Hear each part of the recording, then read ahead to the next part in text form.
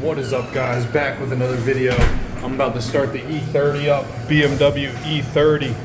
We're gonna get this thing fired up, get the battery charged up a little bit. We've got the if you're new to the channel, we've got the 993 1998 air-cooled Carrera S with so much damn carbon fiber in there you can't even see out the damn windshield. We've got the E30, this is my son's car, 1989 E30 BMW with the Nardi steering wheel, lowered on Bilstein suspension with the BBSs. Next, we have the lifted F250 Carli suspension, turbo diesel. Now, we got the diesel, baby. I was a diesel mechanic for like 15 years, so I like having the diesel. And then this car, which is the reason the channel is called Daily Driven Porsche.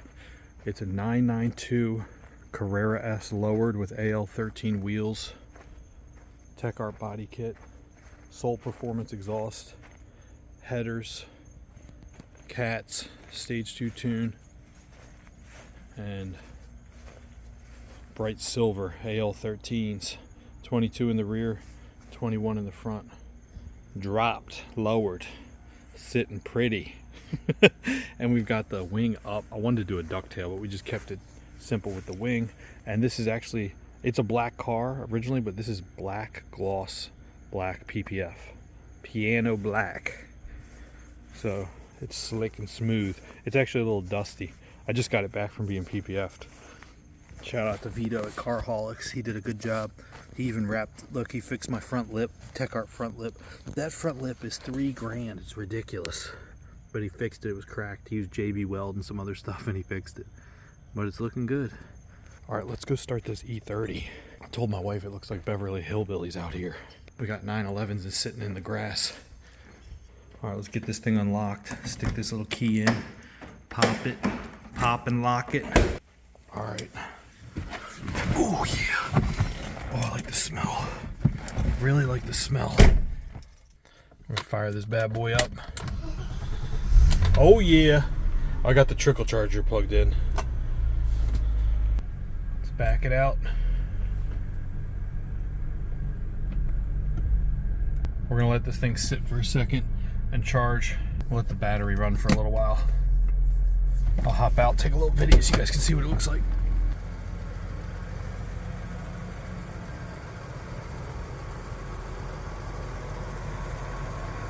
(1989) E30, 6-cylinder.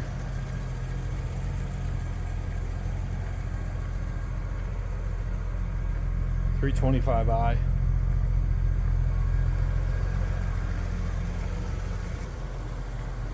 And then we got the 993 1998 Carrera S sitting on turbo twist wheels. Wide body. Wide body.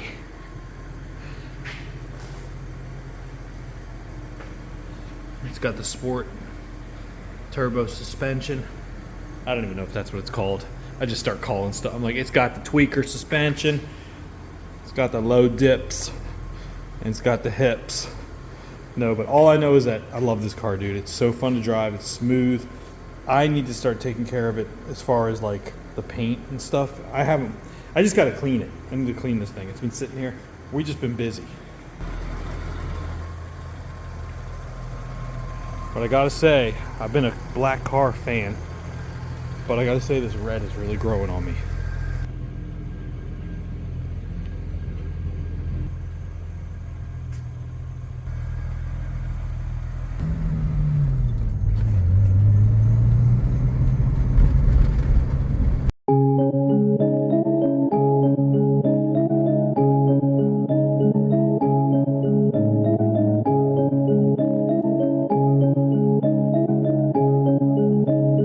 Come on, spill the tea, yeah. Ooh, alright. It's a new day, 5:54 a.m. Thursday. Guys, you remember a few videos back, I was like, I'm gonna do 100 push-ups a day. I think that lasted for about a day and a half. So, I'm gonna try to knock out some real quick. What car should we take? Just did a bunch of stretches that my wife told me to do for running. Get your hips loose. All right, guys, I think we're taking the 992. It's been too long. What the? One of those huge blue herons just flew by. If they're new to the channel, this is black PPF'd. It is black originally, but we just PPF'd the whole thing black PPF. I'm gonna try to set this camera up against this bush so I can do a cold start.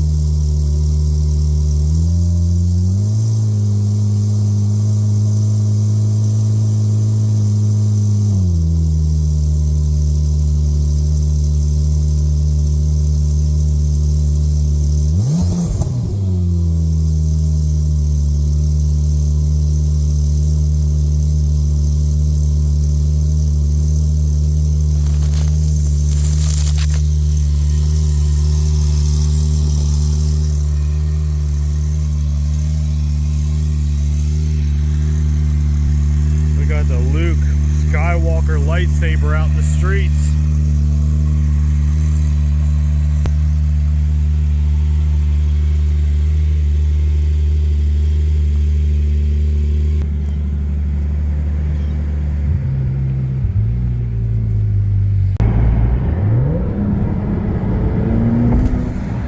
We've got the gas light on. We need to go get gas. We only have 20 miles left. Shout out to everybody watching the channel. I'm super grateful for you guys. So if you guys don't know, I have a membership thing called Members Only. And basically what it is if anyone's interested in like e-commerce, I don't even like to say investing because honestly investing is subjective. Like some people will say this is the best way, that's the best way. So I don't like to give advice as far as like telling someone what to do. But as far as e-commerce and things like that, I feel comfortable like sharing the knowledge I have or what I've done and my experiences. So if someone's interested in something like that, because I had Instagram and the DMs were just getting nutty.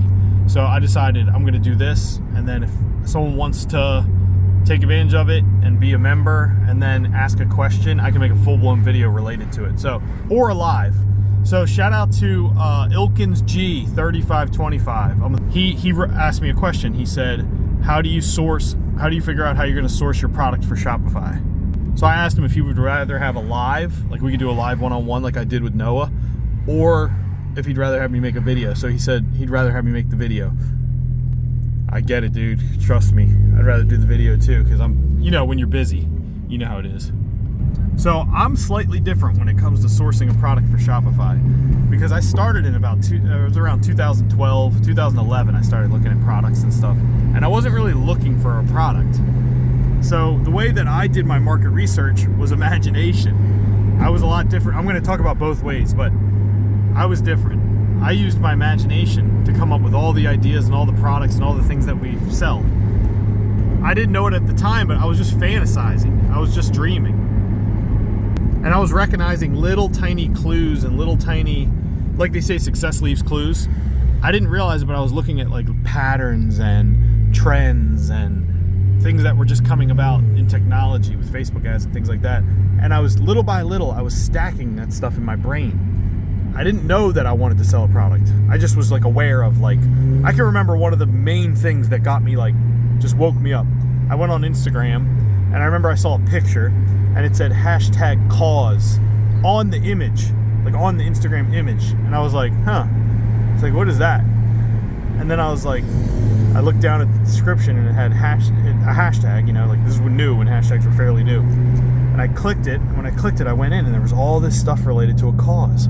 And I was like, oh, dude, a light bulb. I was just like, what the? I was like, oh my gosh, because I know that like sales and things like that follow emotion. I was so deep in the emotion of a product. I was not thinking at all about like what's popular, what are people searching, what has low competition but high search volumes. I wasn't looking at Google Trends or Google Keyword Tool or anything like that. I was just thinking about the emotion. The same emotion I had when I was a kid looking at a CCS skateboard magazine, and I was like, oh, I want the Alien Workshop deck. I want the Carrie Getz Alien Workshop, because that strikes some emotion in me because the way the board looks. Or I want the, oh dude, I want the new Element deck. As I started getting older, I'm like, oh, this is clean. It's got the tree on it with the logo going around it. Like the earth. I was listening to Bob Marley. I'm like, I want the Element deck because it fit with what I was into. It's just like, look at Teva sandals. Like, dude, Teva sandals. I'm not a fan of Teva sandals. No offense. Everybody likes their own style. But what I'm getting at is, you're like the dude, you're like, I'm out in the woods, man. I'm walking in the woods. I got my Tevas on, baby.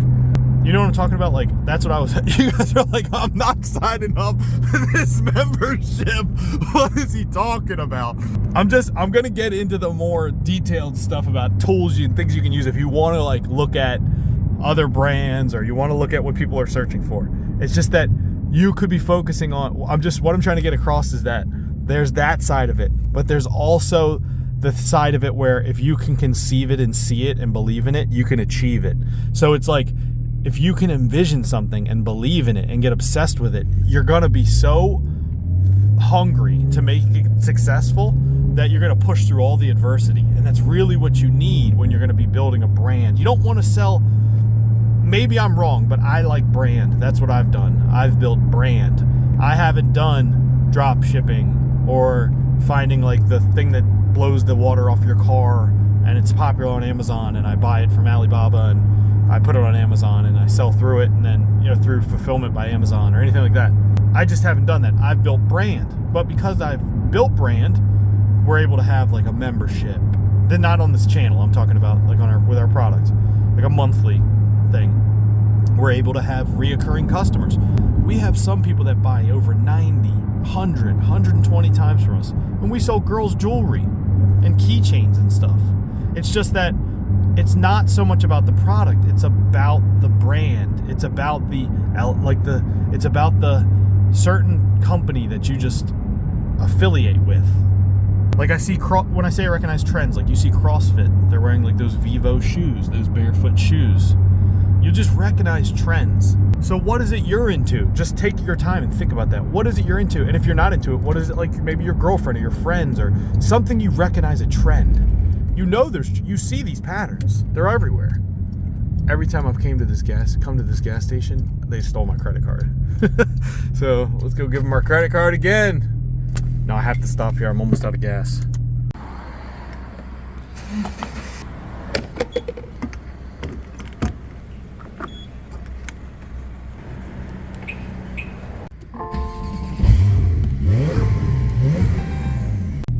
Before you start thinking about the product, start thinking about the customer.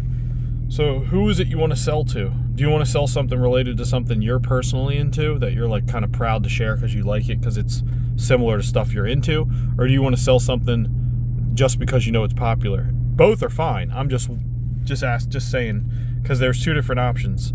But if you want to sell something that you're into, start thinking about who's your customer. Start thinking about who's your customer. Like, who do you think you're going to sell to? I know right now you're thinking about the product. When I say think about your customer, because when I was figuring out what I was going to sell, I was doing market research. I didn't know I was doing market research, but I wasn't thinking about the product. I was thinking about the customer.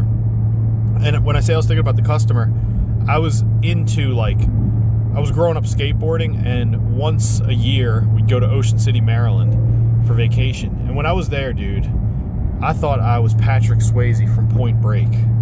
I was like, yeah, on a bodyboard. But what I'm getting at is, I didn't do traditional market research. I was just into that scene, like that vibe, like the surfy skateboarding.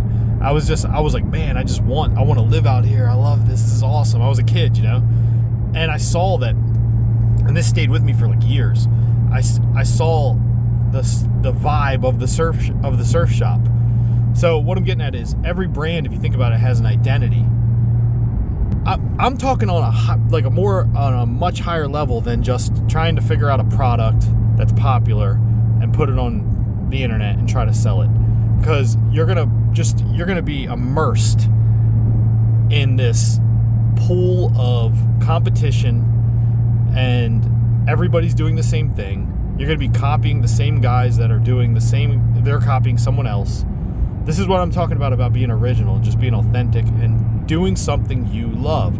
Any brand that has stuck around, it's true to the roots of the founder or the core of the identity of the brand that the guy envisioned with his imagination. This sounds silly to some people, but I'm telling you, this is what I did. What I'm saying is this.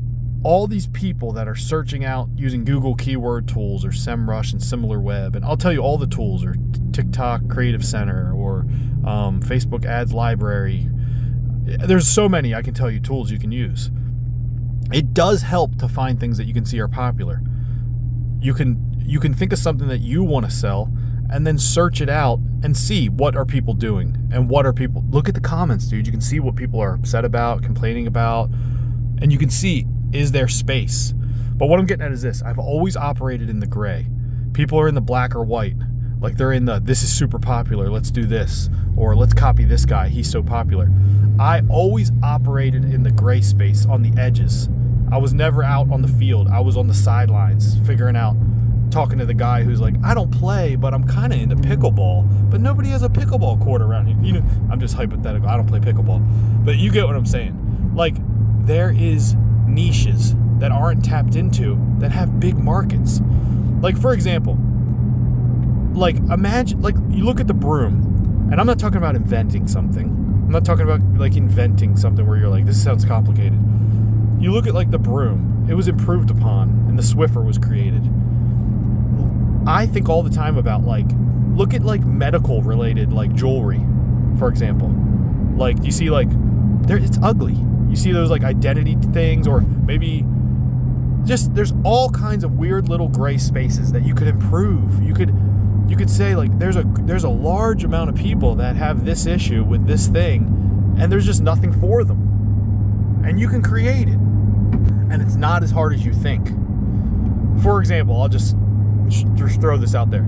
Let's just say you wanted to create like a identity, like a nice necklace that had something that related to the medical issue they had. It was like they were super fashionable. Like you made them for people, like every kind of thing you could think of. Peanut allergy, someone that was autistic, or anything. It can have like emergency contact information on the back or anything, but it's fashionable. It's really nice looking, and like they'd be like, oh, I would love to wear that instead of this ugly bracelet that's this huge chain link, and I'm like a girl and I want like some dainty thing. I'm just making up something, but what I'm saying is you would go on Alibaba and you would search out, you type in, for example, like whatever material you wanted, sterling silver, stainless steel, you know, anything you can think of. If you want, you could do medical grade stainless steel so it doesn't tarnish and it doesn't have properties that affect people with, you know, allergies and things. And what you do is you write to them and you tell them your idea, and you say, can we work on creating like a design for the charm, or can we create a design for the pendant? And most of these manufacturers will work with you, and they'll create them for you. I've met tons. Look at that Turbo S. I've met tons that will create the rendering for you using CAD, and they'll send you an image.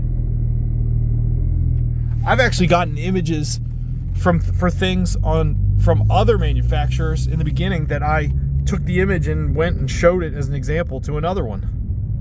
GT2 RS. Look at that one. Man. Carrera. 991? Is that 991? I get confused sometimes. I know I'm all over the place with what I'm trying to describe to you.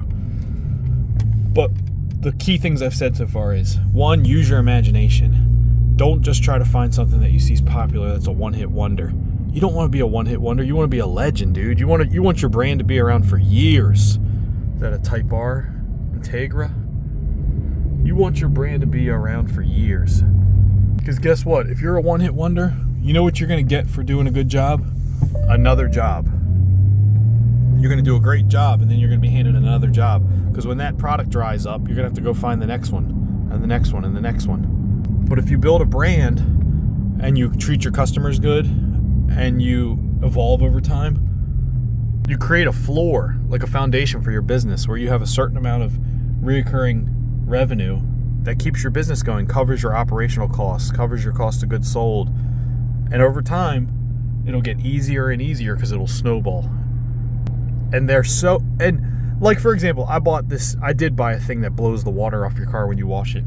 It was off Amazon. There was no brand. Like sometimes I wonder if brand's gonna be dead because all these small shops like Facebook shop, Instagram shop, like is brand gonna be dead and it's just gonna be like marketplaces where we just go on and buy what we want one time, one hit wonders. But I got this thing, I haven't tried it yet. But if it's great, if it's awesome, I have nowhere to go back and see, do they sell like microfiber towels that are good, or like it's no brand. There's no brand. I don't care about it at all. It was a one-hit thing. I'm going to use it. That's it. But imagine if that guy instead had a website called thedetailguys.com, and that guy that was on there, and the thing was branded thedetailguys.com, and then in the package was a card that said everything for all your detailed needs. Scan this QR code and get a free microfiber towel on your next purchase. Do you see what I'm saying? Like, I might like, oh, I buy all my stuff from thedetailguys.com. They've got everything. They got the best deals. They got all the cool stuff. So I'm only saying this to you because I built brand. I didn't build like buying or selling just a single product. So use your imagination. Like, I always talk about animals. People spend more money on their pets and their hobbies than they do anything. Like, you'll meet some hipster kid that's barely getting by, but he's got a $2,000 camera. Think about emotion. Like I mentioned how certain brands would give me like a feeling, or I wanted a certain thing. It's just like with the Porsche, like a certain feeling you have when you look at it or you drive it. That's the same way people are with pets or other animals they're passionate about. Like the thing related to elephants, where we donated a certain portion of the funds to elephants. You could just literally, you don't have to be into it, but if you could create an entire brand around animals.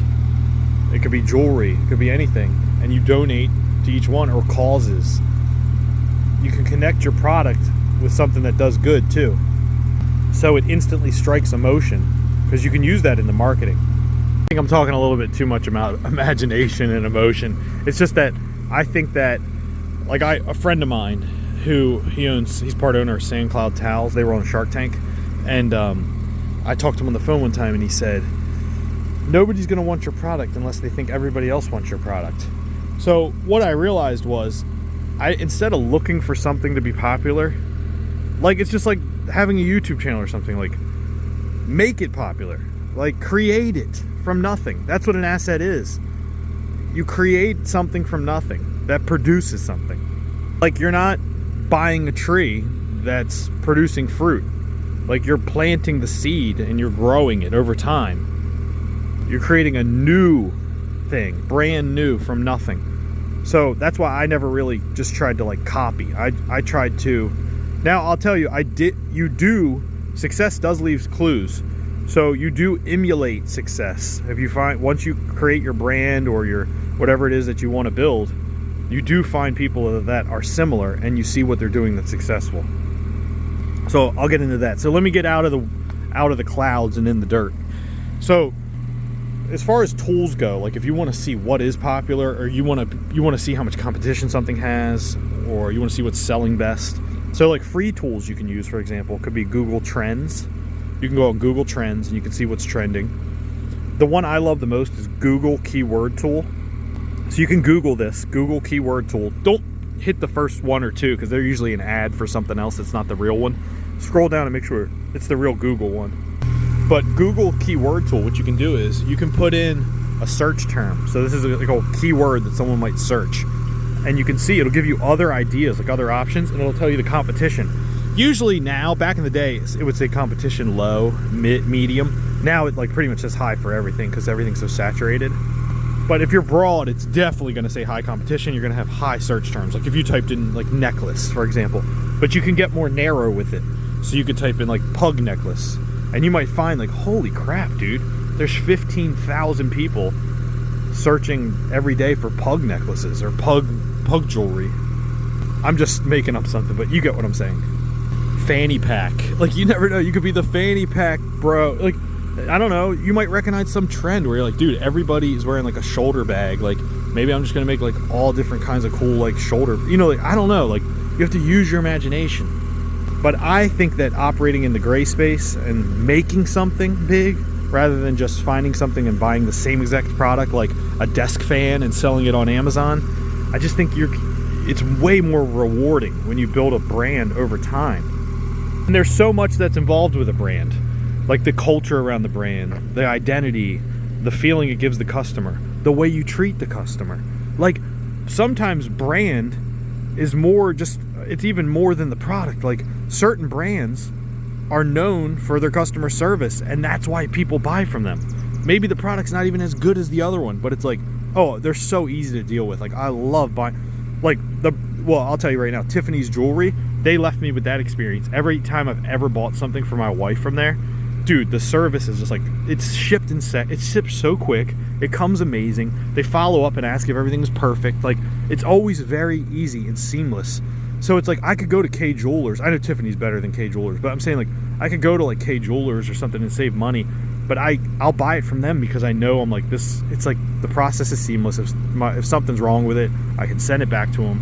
I'm getting off topic, but so you can also use TikTok Creative Center. You can find, like, you know, top performing TikTok ads and products if you want to sell on TikTok Shop, or even maybe take a TikTok related thing and make a brand out of it on Shopify and run Facebook ads. You can do Amazon bestsellers and movers and shakers. You can look at Etsy's bestsellers. A lot of people don't use this tool, but you can use Pinterest for categories and seasons, and you can figure out what's popular on Pinterest. All right, I gotta hurry up and get out of here, but I'll tell you some that nobody even talks about, but I'm giving up my little secrets. No, these are, sometimes I just look at them for fun. I don't use them to buy products or anything. But one of them you can check out, PP Spy. It's just PP Spy. You can look at, like, real-time AliExpress sales data, like what's selling the most. Usually it's just top products on Amazon. Another one is Ecom Hunt. I'm trying to think what else you could use.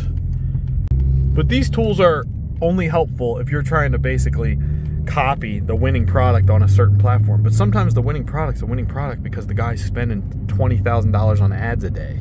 Do you get what I'm saying? And he could just pick another product and do the same thing. That's why I'm telling you to try to focus on brand. I think brand, in the end, you'll have more success in the long term. But you can use Niche Scraper. Niche Scraper is one. I'm trying to think. I haven't been on those in a long time. I used to look at them. Sell the Trend, sellthetrend.com. Some of these you have to pay for, though. If you want to go the route where you're looking at other people's ads to find products, you can use, there's Big Spy. You can use Facebook Ads Library if you Google that, and you can look at any brand you can search and you can look at their ads. Like, if you find a brand that you see online, you're like, I want to sell something similar to them, or I want to be like them, you can look at their ads and you can see how long the ads have been running. Like on Facebook Ads Library, you can scroll through and you can see this has been active since May 2023, and then you're like, oh, that's one of their winning ads. It's been running nonstop. Another ad one is you can use Ad Spy, and Turbo Ad Finder is a Chrome extension you can use, but that only shows you data like on the Facebook ads that are in your feed, like when you're on Facebook. And then if you have other brands that you want to like look at and see what they're up to, where they get their traffic, and you can do like 3 or 4 searches for free before you have to pay, is SimilarWeb. SimilarWeb.com. You can put any brand in there and you can see how much traffic they get a month. You can scroll down and you can see, it used to be way easier to use. They kind of changed it and I think it's way harder to use. But another one is SEMrush, S-E-M Rush. So SEMrush, I like SimilarWeb better, but you can search a brand and you can see where they're getting their traffic from, how much traffic they're getting a month. I used to use it just to see, you can see where you're ranked, like in a certain category, like where's your website ranked in all websites in the whole US or in the whole world. The other thing that I think people are forgetting about now is with AI, you can literally use ChatGPT. Like anything I can tell you, you can go on ChatGPT, for example, and you could, but I'll tell you right now, I think the brand and using your imagination and coming up with something that, like creating something from nothing that has an identity and a feeling around it, I think that'll give you a lot of success. If you immerse yourself in it and you don't give up until it's successful. I know that's like the most vague answer that someone could give you, but that's exactly what I did. I was in Ocean City, Maryland. I was looking at the surf shops. I was in Keiko Surf Shop, and I just saw the brands, I saw the vibe, I saw the boards on the wall, and I saw like the colors, the turquoise and the light wood color. And I recognized the pattern. Success leaves clues. I'm like, all the shops look like this, all the brands, Billabong, Roxy. I was like, oh, I see this vibe. I like this. I was like, I want my own version of this. So that's what I did. I focused on creating my own version of the brands and things I saw. So like success leaves clues, and like I think like they say like copying or whatever is like the biggest form of flattery. Like I didn't copy, I created my own version of it, but it was influenced by things that I saw and brands that I saw. So maybe there's some street brand you're into or something, and it could influence your style, or maybe music or culture or the 90s influences the vibe of the brand. Do you get what I'm saying? But you may not want to create it unless you recognize that that's already popular.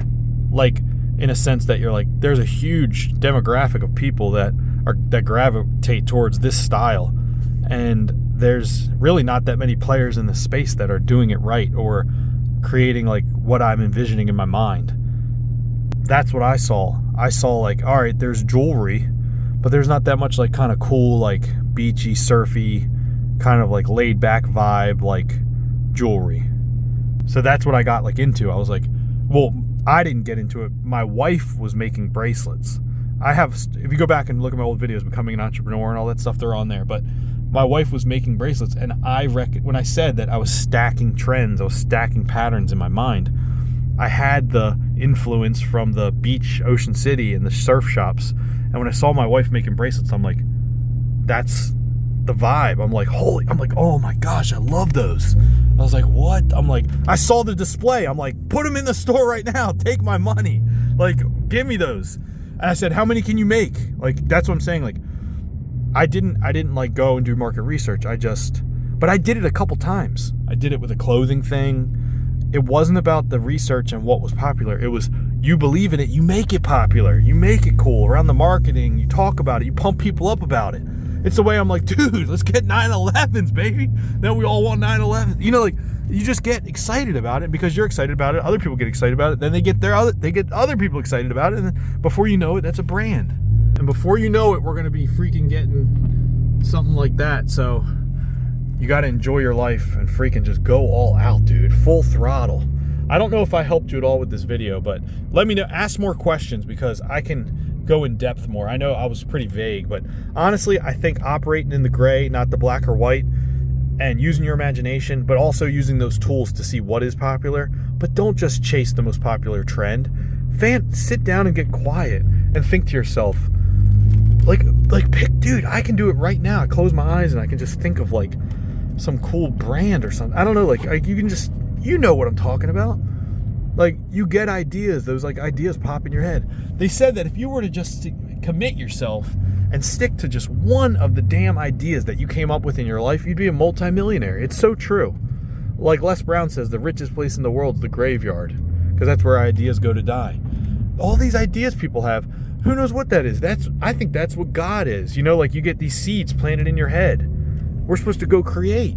We're supposed to create things. But instead we're just dormant, kind of just going through life.